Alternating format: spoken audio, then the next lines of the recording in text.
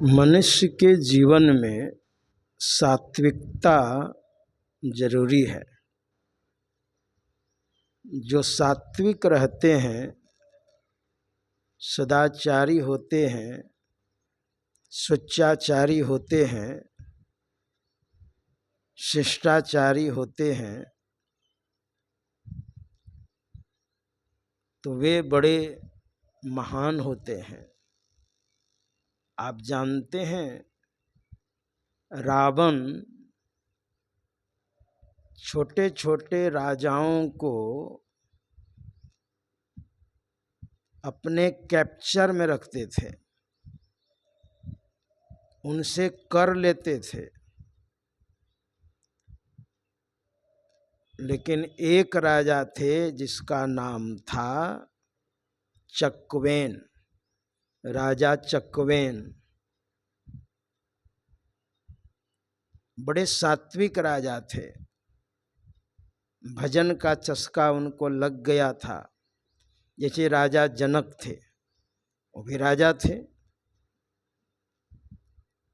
राजा चकवेन वो साधना करते थे, उनकी पत्नी भी राजा चकवेन का अनुसरण करती थी। ऐसे भी कहा भी गया है, संसर्गजाः दोष गुणा भवन्ति।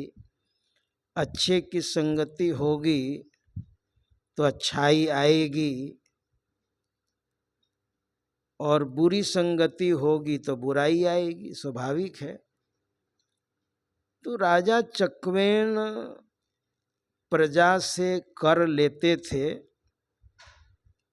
और प्रजा से कर ले करके और प्रजा में ही लगाते थे। प्रजा का अन्न, पैसे, रुपये, दौलत अपने में नहीं लगाते थे, वो स्वयं खेती करते थे। हमारे गुरुदेव ने कहा है, सदगुरु महर्षि में ही परमहंस देव जी महाराज ने, कि स्वावलंबी जीवन बिताओ, भरम भाड़े फोड़ी कर, संतों की आज्ञा है ये में ही, माथ धर छल छोड़ी कर। वे स्वावलंबी जीवन बिताते थे, क्योंकि अन्न भी बहुत अपवित्र होता है। अगर कमाई अच्छी नहीं है, बुरी कमाई है, तो अन्न का बड़ा प्रभाव होता है। जैसा खावे अन्न, बूढ़े पुराने लोग कहते थे, जैसा खावे अन्न वैसा होवे मन। इसलिए हमारे गुरुदेव ने कहा, स्वावलंबी जीवन बिताओ, भरम भाड़े फोड़ी कर, संतों की आज्ञा है ये में ही, माथ धर छल छोड़ी कर। तो राजा चकवेन स्वावलंबी जीवन व्यतीत करते थे, और जितने राजे महाराजे थे, उन सारे राजे महाराजाओं से रावण टैक्स लेता था, कर लेता था।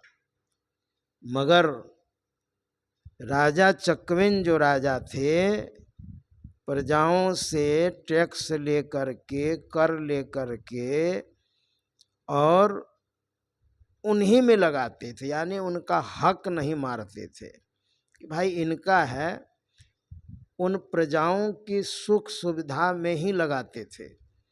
और अपने से जो खेती करते थे, धान की खेती, गेहूं की खेती, दलहन की खेती, वो स्वयं हल चलाते थे और उसको रखते थे और वही खाते थे, भजन करते थे।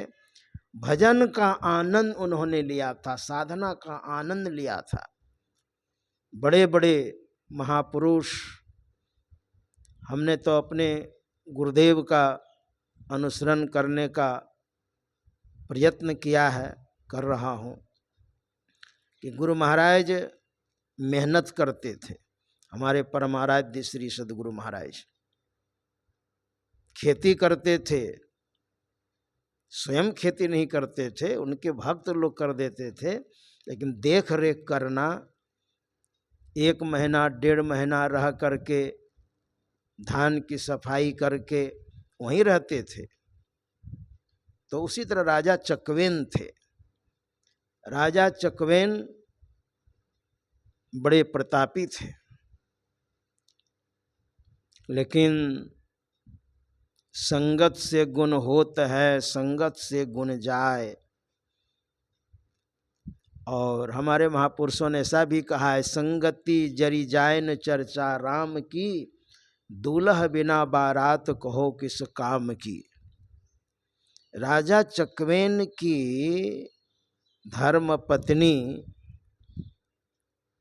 रानी साहिबा आस पड़ोस में गई घूमने फिरने के लिए, तो प्रजाओं की जो स्त्रियां थीं, उन स्त्रियों ने कहा, रानी साहिबा जी आप कितना साधारण कपड़ा पहनती हैं, सादा कपड़ा पहनती हैं, एकदम साधारण, अरे आपसे तो हम अच्छी हैं, देखिए जेवर जेवरात है, बढ़िया बढ़िया कपड़ा है, और रानी साहिबा हो करके आप साधारण कपड़ा पहनती हैं।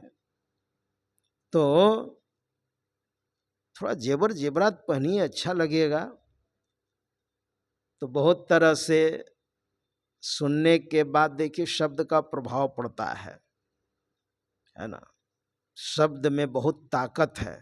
कोई आपकी प्रशंसा करता है तो आपको अच्छा लगता है, कोई गालियां देता है तो आपको बुरा लगता है।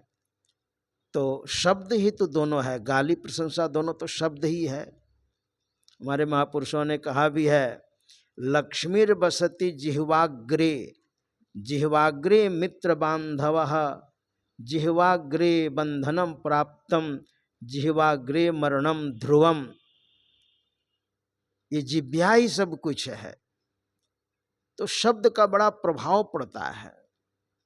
रानी साहिबा ने सोचा, बात तो हमारी प्रजा की स्त्रियां सही कह रही हैं, हम तो, हमारे पतिदेव राजा हैं, मैं रानी हूं, और साधारण सा कपड़ा हमने पहन रखा है, न कोई जेवर है न कोई जेवरात है। तो अपने पति से आकर के उन्होंने कहा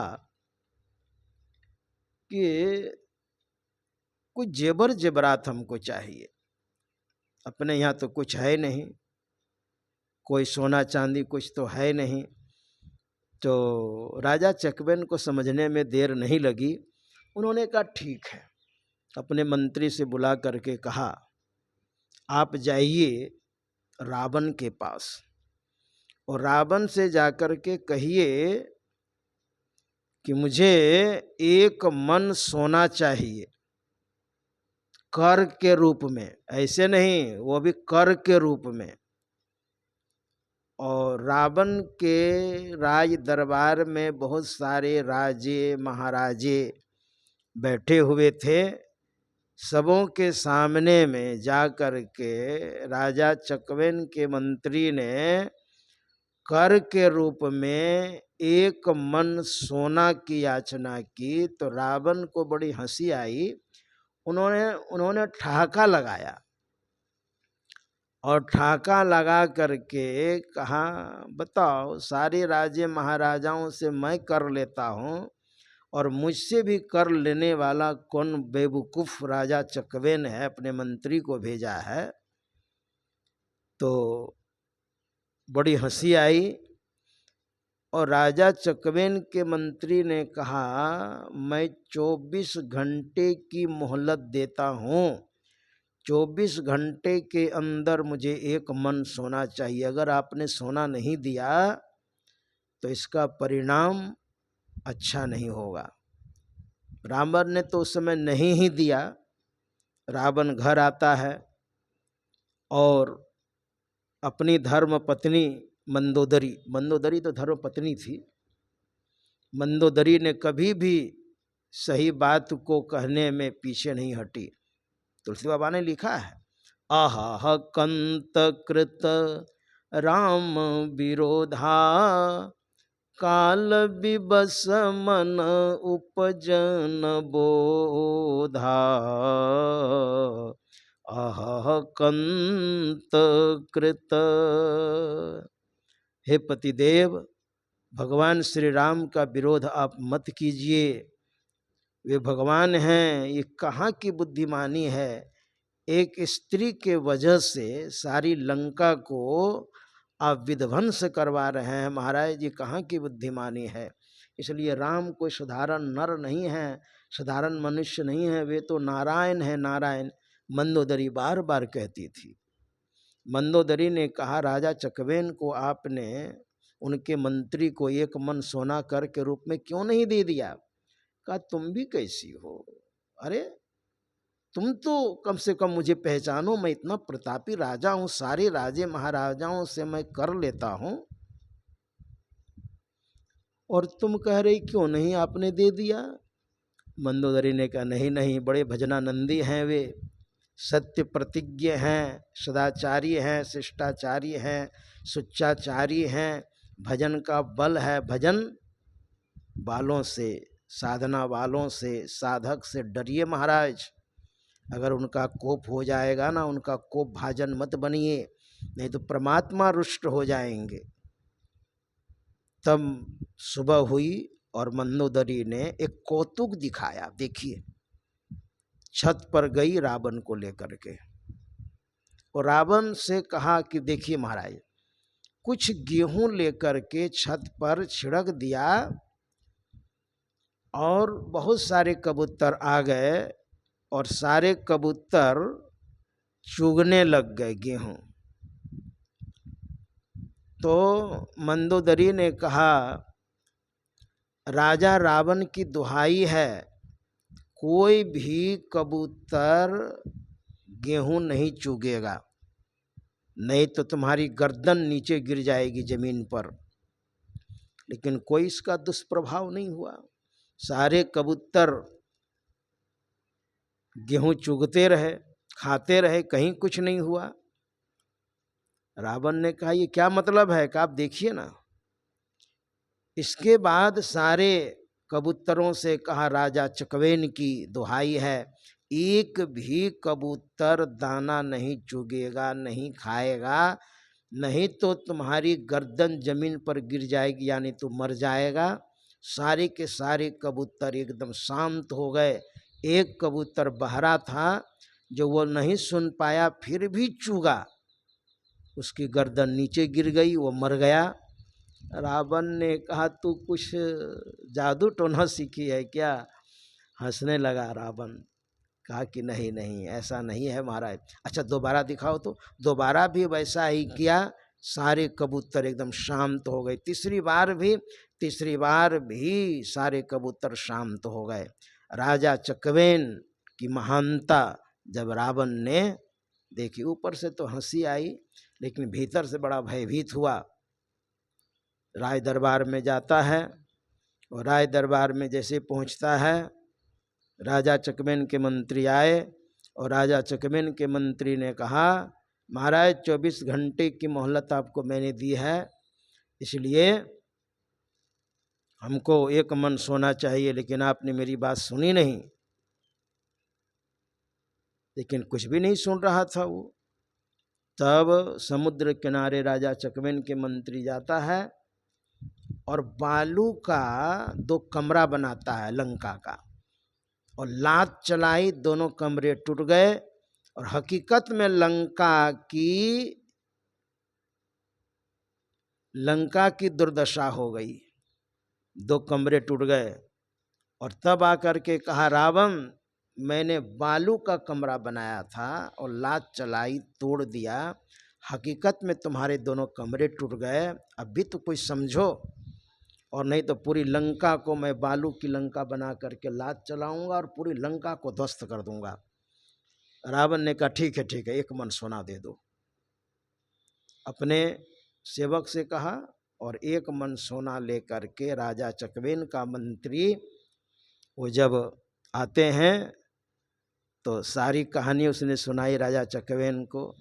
उनकी पत्नी वहीं पर थी। अपने पति का ऐसा प्रताप देख करके, ऐसी करामात देख करके, ऐसी महानता देख करके आश्चर्य हुआ। और तब बात समझ में आ गई, नहीं महाराज हमको सोना नहीं चाहिए, बस मैं समझ गई महाराज हमारे पति इतने महान हैं, भजनानंदी हैं, और फिर भी मैं ये क्या कर रही थी। हाँ, प्रजा की स्त्रियों ने मुझे बहका दिया। संसर्गजा दोष गुणा भवंती, संसर्ग से दोष गुण आते हैं। बस कीजिए महाराज, हम भजन में मस्त रहते हैं, भजन में आनंद लेते हैं, भजन के सिवा हमको कुछ नहीं चाहिए बस। इसलिए सदाचारी, शिष्टाचारी, सुचाचारी ये लोग बड़े महान होते हैं। जीवन में भजन होना चाहिए, ये आपकी सेवा में कहा। श्री सद्गुरु महाराज की।